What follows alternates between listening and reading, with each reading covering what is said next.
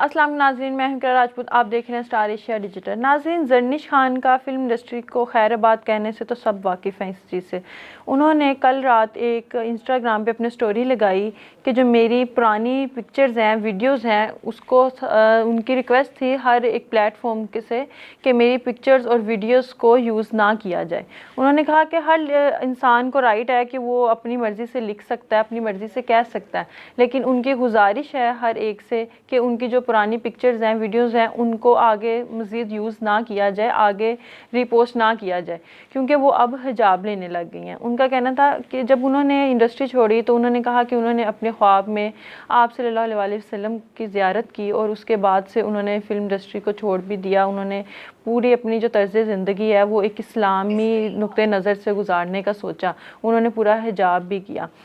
انہوں نے اپنی زندگی کے ہر پہلو کو اسلامی نظر سے دیکھنا شروع کر دیا۔ جیسے کہ ان کے اس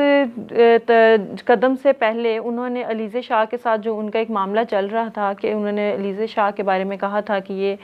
فلم انڈسٹری کی سب سے بدتمیز لڑکی ہیں، کہ اگر بدتمیزوں کا ایوارڈ ہو تو یہ جیتیں گی اس میں۔ زرنش خان نے جب اپنی طرز زندگی اسلام کے نقطہ نظر سے گزارنے کا سوچا، اور جب انہوں نے اسلام کو بڑی گہرائی سے دیکھا، تو تب شاید جب انسان اسلام کو زیادہ